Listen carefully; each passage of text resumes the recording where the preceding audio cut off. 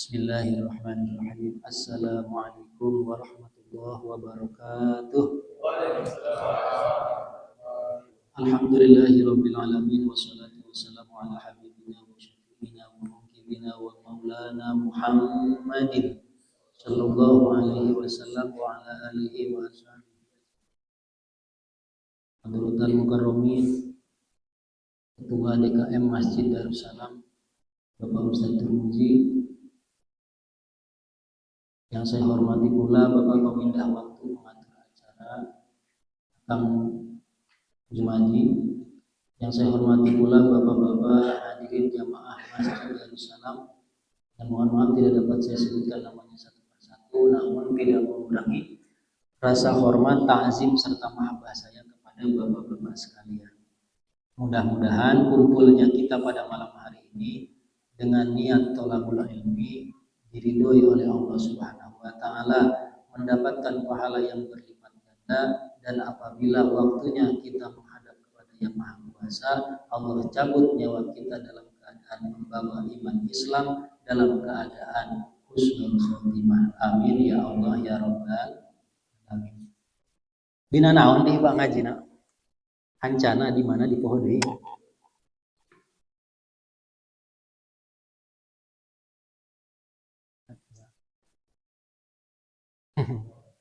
Selawenya kopi asa kopi. Bismillahirrahmanirrahim. Fata amal maka ngangen-ngangen faizan mangka ikilah iki. Ya utawi ya awaik arbaatun iku papat. Adunya sawiji dunya, wal khalqu lan makhluk, wa syaitanu lan syaitan, wa nafsu lan nafsu. Pahtaja maka butuh wong lamahalata ora mangmang iladam ihazihil awaik, maring nolak ikilah iki pirang-pirang halangan, wa izahatiha lan ngilangaken awaik anhu saking wong, wa ilalla namun ora palayat ata maka ora narima gampang lah pangarepane wong minal ibadah saking ibadah.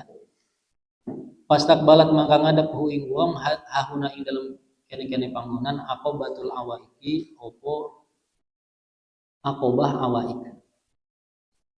Payataju maka butuh wong ilapot iha maring nugelaken ieu aqobah biar baati umurin kalawan papat pirang-pirang perkara. Atajarudi sawiji nyuwungaken anid dunya saking dunya, wa taparrudi lan ngosongkeun anil khalqi saking makhluk, wal muharabati lan merangan ma syaitan sarta setan, wal qahri lan maksa lin nafsi kadue nafsu. Faman nafsu mangka andepun utai nafsu fa asyaduha iku mangka kang leuwih banget teh aqobah. Izla yumkinu karena orang mungkin hu wong atajarudu opo ngosongkeun an saking nafsu. Wala ayat haro lan ora yen tah maksa wong ha ing nafsu bimarotin kalawan sabalen. Wayak ma'a lan nolak wong ha ing nafsu ka setan kaya setan. Izhiya karena utai nafsu almatiyatu iku kendaraan, wal alatulan alat, walamat ma'alan orang nggon harapan aidan malih isun kalon malih temenan fi muwafaqatiha ing dalem muwafaqati nafsu. Alama ingat sebarang yaksiduna jauh, alama ingat sebarang yaksiduna jauh ing ma al abdu sabu hamba minal ibadati saking ibadah, wal iqbalilan ngadap alaiha ing atase ibadah. Izhiya karena utai nafsu majmulatun iku kang den cetak ala didil khair ing atase lalawan kabecikan. Kalahu kaya amang-amangan wa tibai halan an nafsu lahu kadue didil khair. Bapak-bapak hadirin jamaah rahimakumullah. Masih membicarakan tentang tutorial atau tata cara naik gunung. Masih membicarakan tentang naik gunung. Nah, sebelum kita ke situ,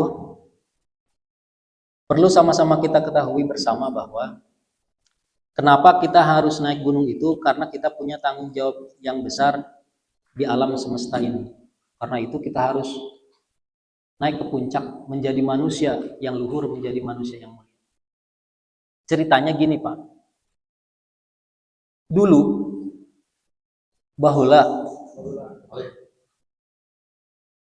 pada zaman yang disebut dengan zaman azali, zaman dahulu kala lah yang belum terikat ruang dan waktu. Allah bertanya kepada hamba-hambanya dengan istifham takriri. Pertanyaannya begini, kata Allah, alastu birabbikum. Bukankah aku Rob kalian semua? Bukankah aku Rob kalian semua? Rob itu kalau diterjemahkan dalam bahasa Indonesia artinya bisa Tuhan, bisa pengurus, pengasuh. Seperti kalau doa orang tua itu kan ada Robbik Firli, wali walidaya warhamhuma kama Rob. Orang tua kita juga Rob kita. Dia yang ngurusin kita. Nah, Rob itu artinya pengurus. Kata Allah, bukankah aku yang mengurus kalian semua? Kemudian dijawab, qalu bala. Tentu, ya Allah, engkaulah adalah pengurus kami semua. Saat itu belum ada yang diciptakan. Tapi ketika pertanyaan Allah itu ditanyakan dan dipastikan jawabannya kesepakatan, semuanya mengatakan bala. Tentu ya Allah, engkaulah yang mengurus kami semua. Semua makhluk diurus oleh Allah Subhanahu wa taala. Kalau sekarang kita sebutnya sunatullah. Apa namanya? Sunatullah tuh sesuatu yang terjadi memang sesuai dengan hukum dan kehendak Allah. Dipelajari lagi itu sama orang-orang sekarang, dipecah-pecah ilmu-ilmunya. Ada namanya fisika, ada namanya kimia, ada namanya biologi, ada namanya mungkin antropologi, ada namanya mungkin biologi, dan berbagai macam ilmu-ilmu yang lainnya. Itu semua mempelajari tentang yang namanya sunnatullah atau kepengurusan dari Allah Subhanahu wa taala. Kenapa kok api itu panas? Sunnatullah bahasa kitanya. Bahasa biologinya nggak tahu namanya saya. Kenapa besi meleleh di berapa derajat sekian? Kenapa kalau tanah ini disebut subur, ini begini, ini begitu, ini begini, ini begitu. Itu semua diurus, ditata dan diatur oleh Allah Subhanahu wa taala. Dulu sepakat makhluk-makhluk Allah mengatakan, tentu ya Allah engkaulah yang mengurus segalanya. Nah, sekarang coba kita tanyakan, masih merasakan bahwa Allah lah yang ngurus segalanya, yang ngatur segalanya, atau kita juga seakan-akan sok-sokan ikut-ikutan ngerasa ngatur, ngerasa bisa ngurus, dan ngerasa bisa hidup apa kata saya dan tergantung saya.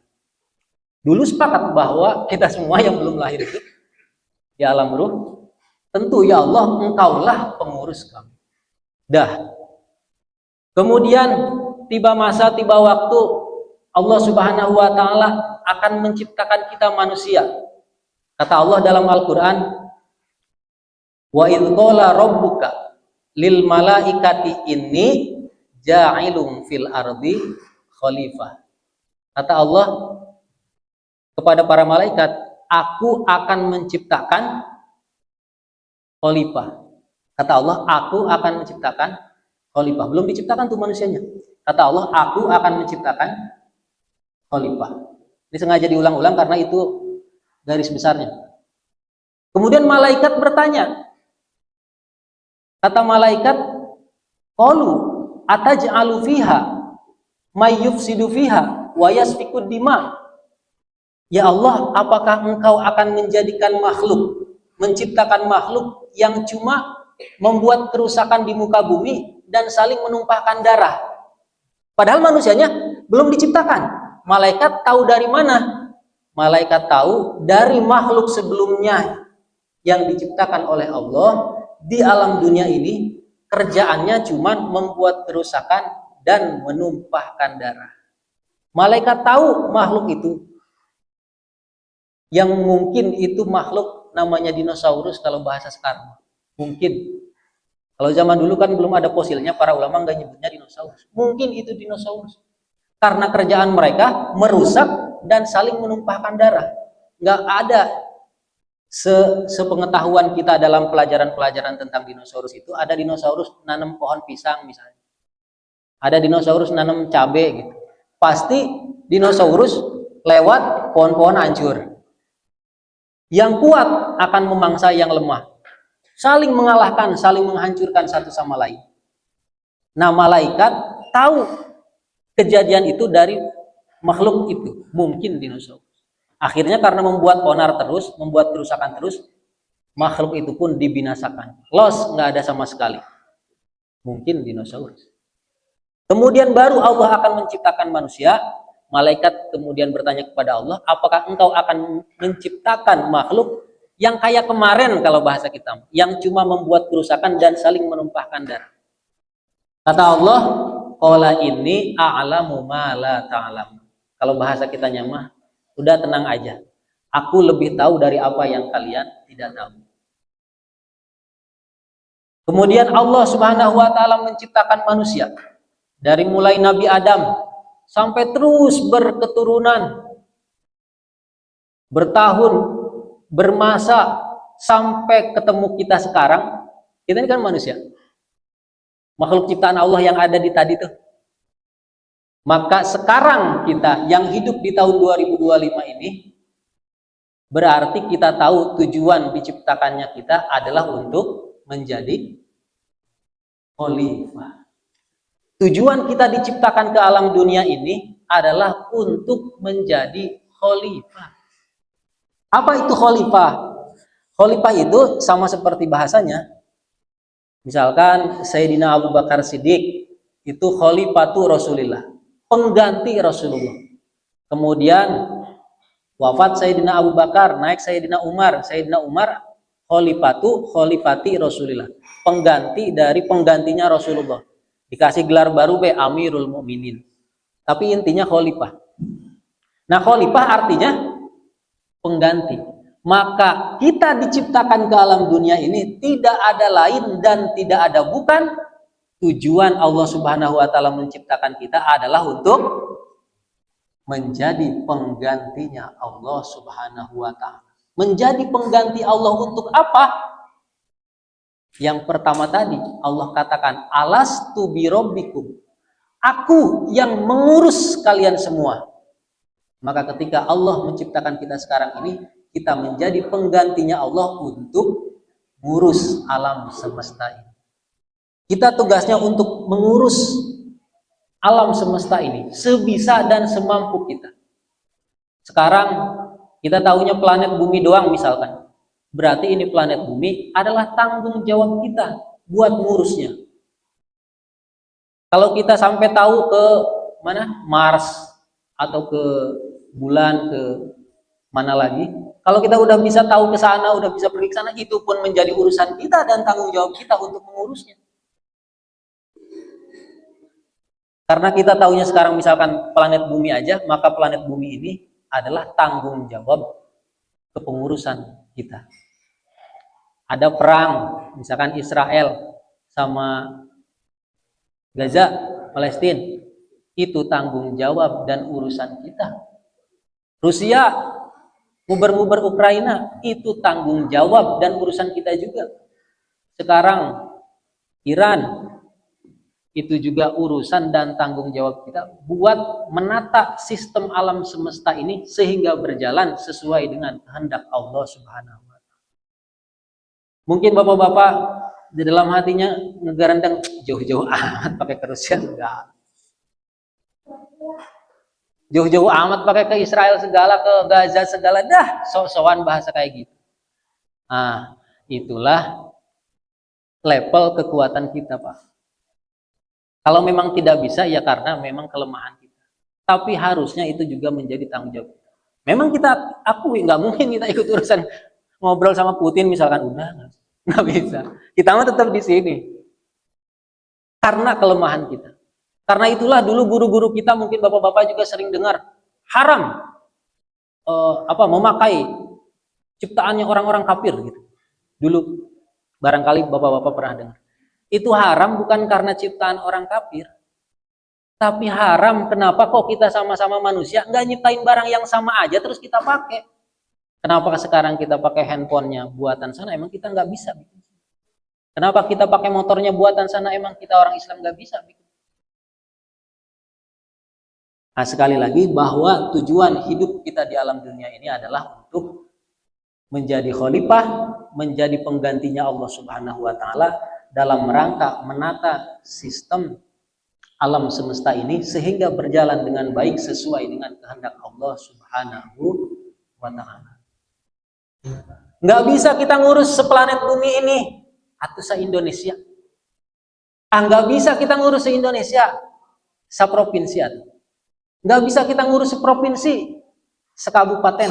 Nggak bisa ngurus sekabupaten, sekecamatan. Nggak bisa ngurus sekecamatan atau sapuri mah harus kita urus sebagai tanggung jawab kita sebagai manusia ciptaan Allah yang tujuan utamanya adalah untuk menjadi penggantinya Allah, ngurus alam semesta. Tapi ternyata jauh daripada itu, sampah, bahasa kasar nama di mana-mana.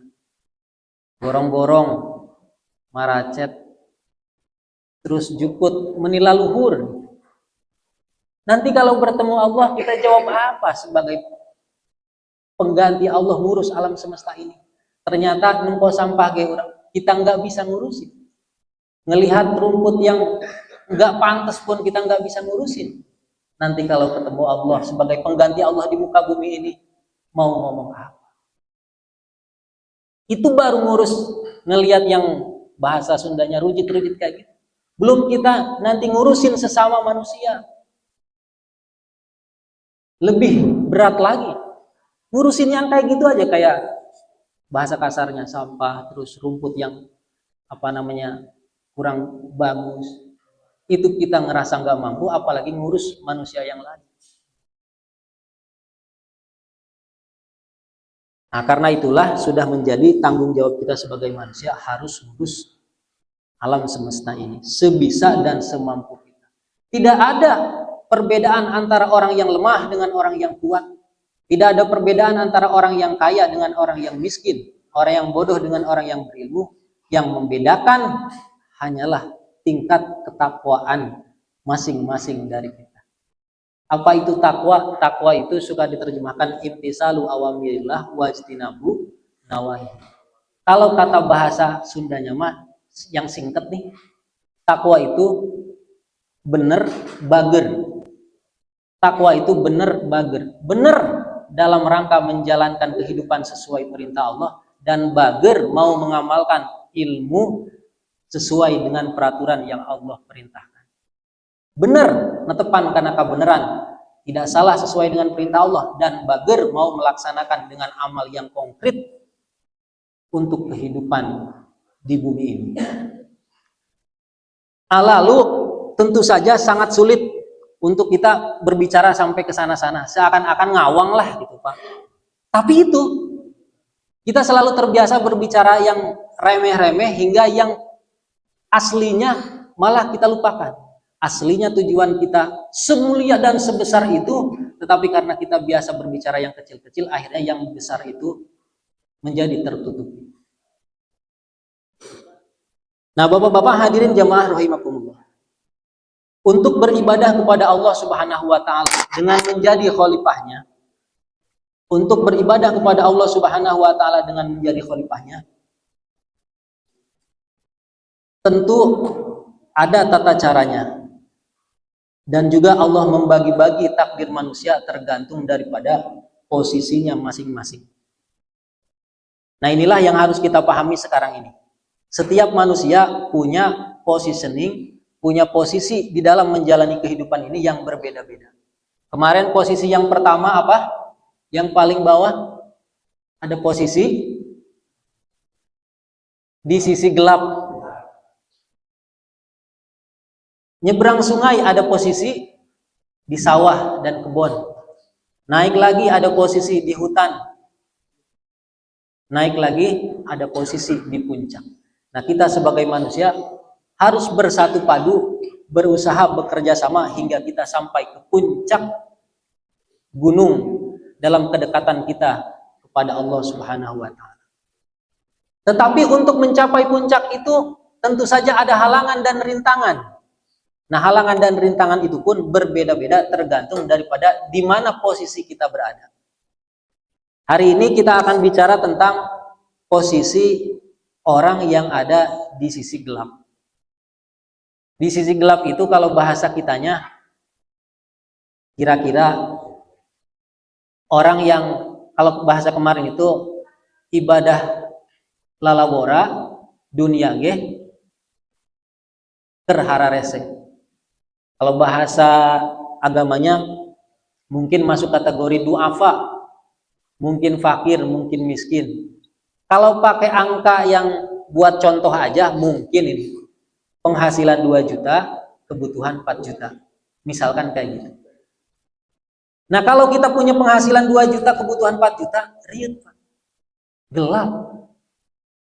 Hirup teh asa rek naon gitu kumaha deui. Seperti dan seakan-akan mah sudah bekerja dengan maksimal, tapi ternyata kok nggak cukup-cukup. Karena memang kita masih ada di posisi gelap itu. Berat, susah mau mengabdi kepada Allah Subhanahu wa taala. Boroning ngurusan alam semesta, planet bumi atau sapuri, ngurusan diri sorangan ge ngarasa kurang sorangan. Nah, itu orang yang ada di sisi gelap.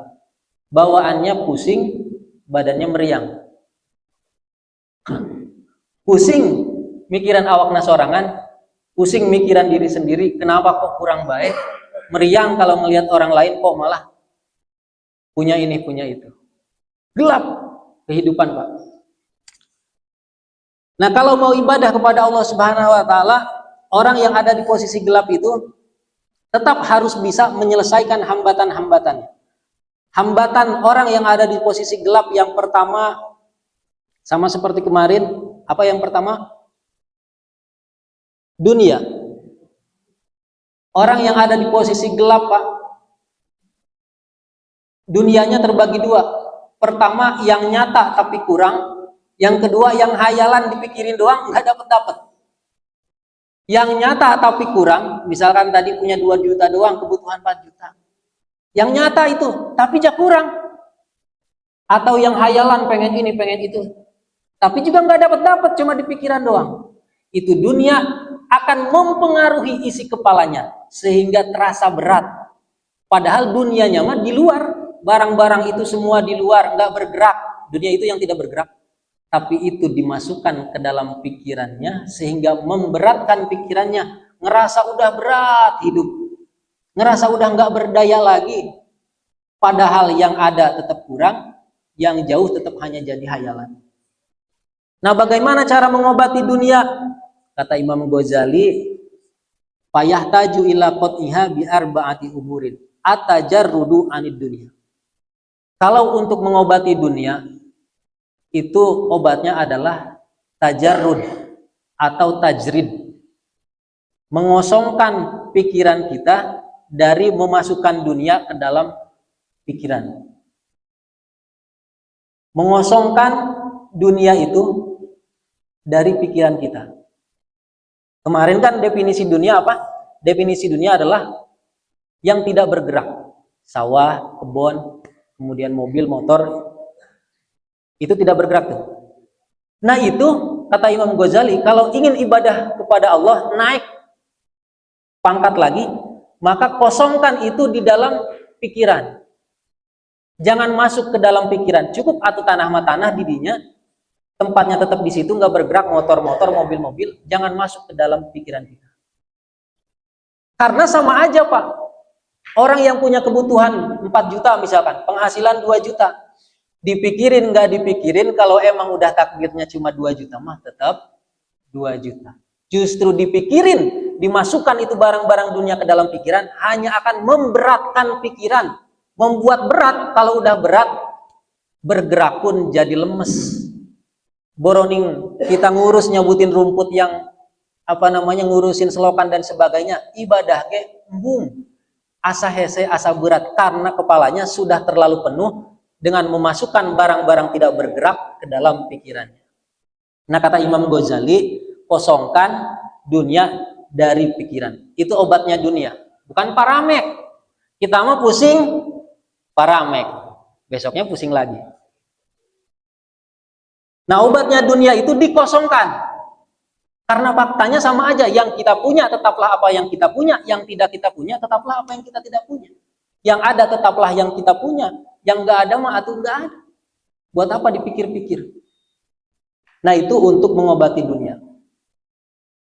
Kemudian yang kedua, hambatan dan rintangan kita beribadah kepada Allah Subhanahu wa taala dalam mengurus alam semesta ini adalah makhluk.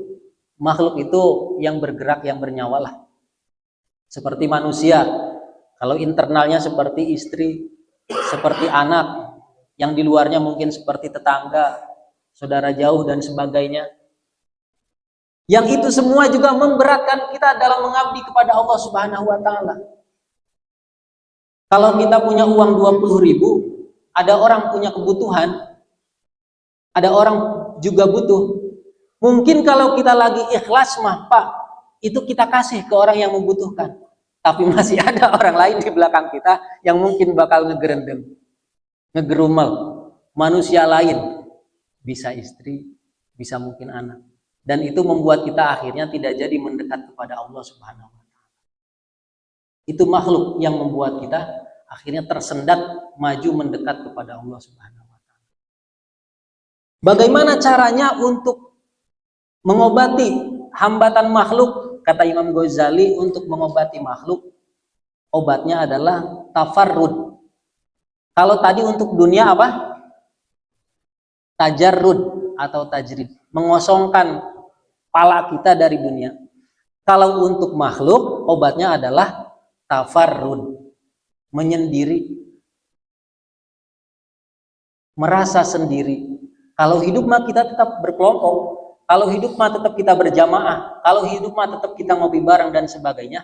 Tapi urusan kita kepada Allah Subhanahu wa taala, kata Imam Ghazali, kalau nggak pengen dikecoh sama makhluk, harus tafarrud, merasa sendiri. Kalau ada yang menggoda, udah urusan kita pribadi. Pinter-pinter kita sendiri ngurusnya. Jangan terbawa dengan halangan rintangan, entah itu misalkan istri, entah itu misalkan anak, atau misalkan tetangga. Nah, kalau itu semua sudah bisa kita kosongkan, kita merasa sendiri dan hanya berduaan dengan Allah Subhanahu wa taala, itu akan lebih mudah untuk mendekat kepada Allah Subhanahu wa taala. Kadang-kadang kita nggak mau bergerak maju melakukan kebaikan itu kan karena kita ada istilah engke kumaha cek batur, engke kumaha cek pamajikan, engke kumaha anak-anak urang. Nah, kalau kita masih memandang pandangan orang lain, nggak maju-maju, nggak berbuat baik, nggak menjadi hamba pilihan Allah Subhanahu wa taala yang dekat dengannya. Karena masih terhalang dengan makhluk. Nah, supaya tidak terhalang dengan makhluk, merasa sendiri. Batur ngomong naon, doa amat. Gitu.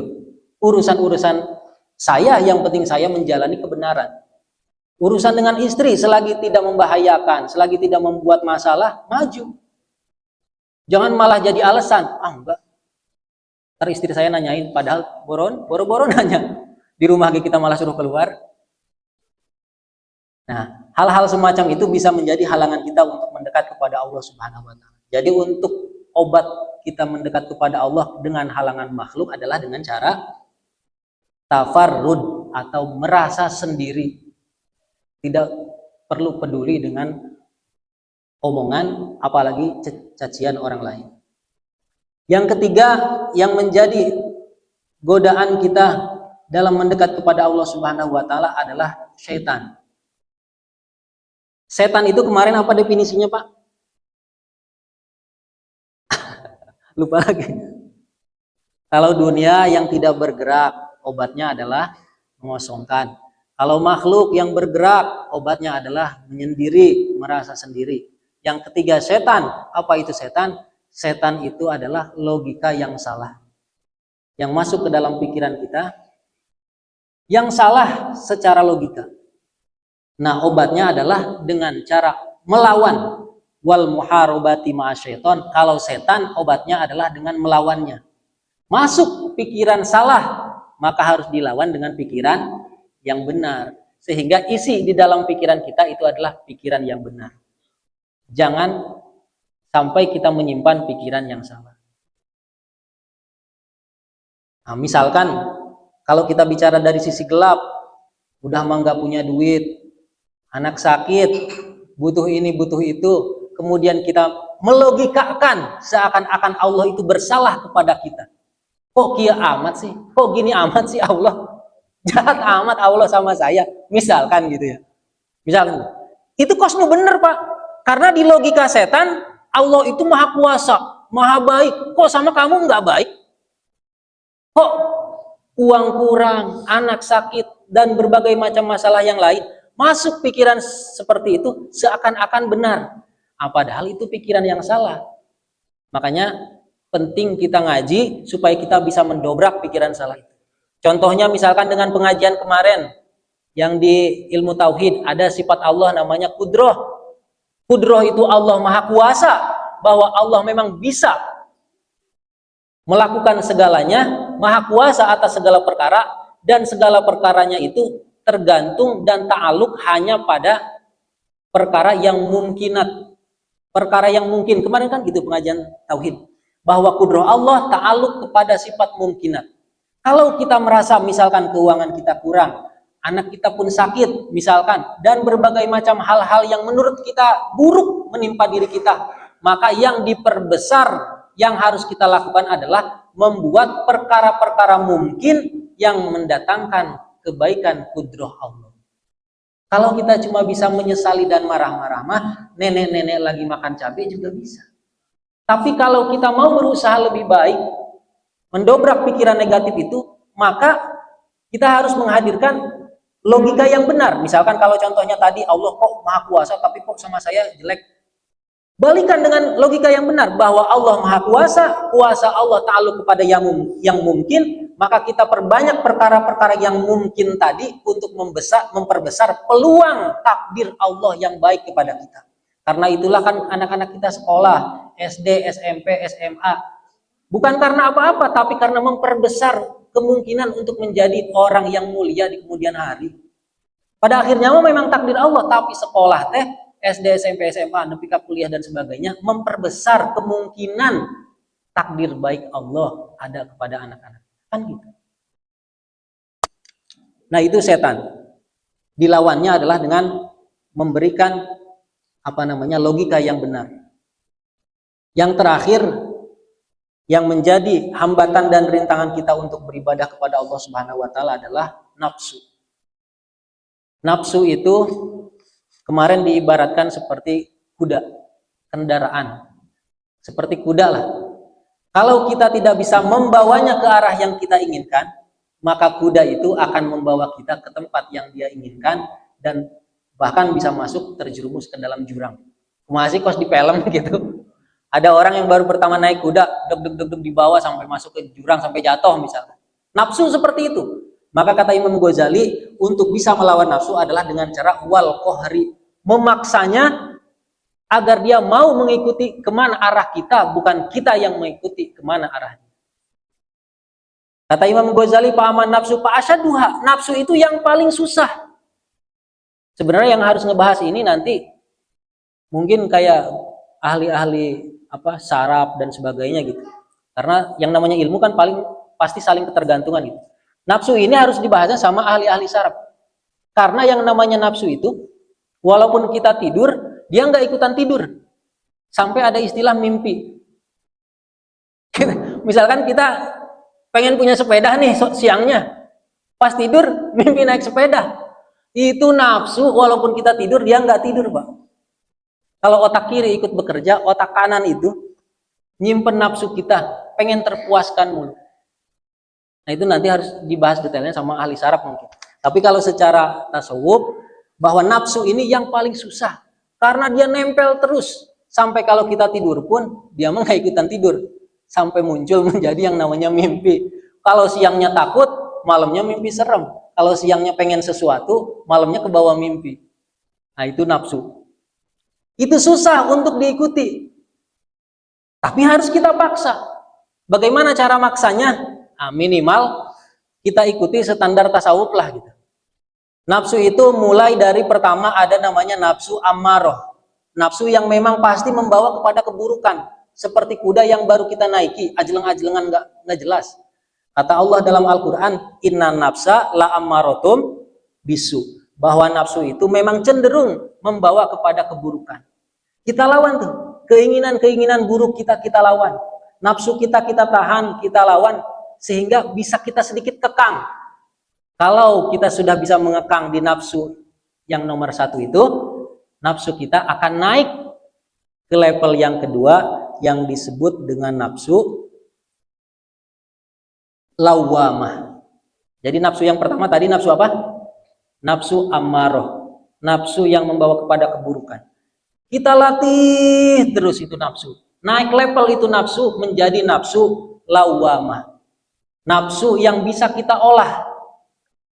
Tapi cenderung kepada tetap keburukan. Masih kalah kita. Setelah kita kalah kemudian kita nyesel. Kenapa tadi saya melakukan itu? Kenapa saya tadi ninggalin sholat? Kenapa saya tadi ada kesempatan buat ngebantu, enggak ngebantu? Nah itu nafsu yang kita masih milih kepada keinginan kita yang kurang bagus. Tapi kita sadar itu tuh buruk tadi yang kita lakukan. Dan kita mencaci apa yang kita lakukan tadi. Menyesali apa yang kita lakukan tadi. Nama nafsu kita berarti sudah ada di level nafsu lawamah.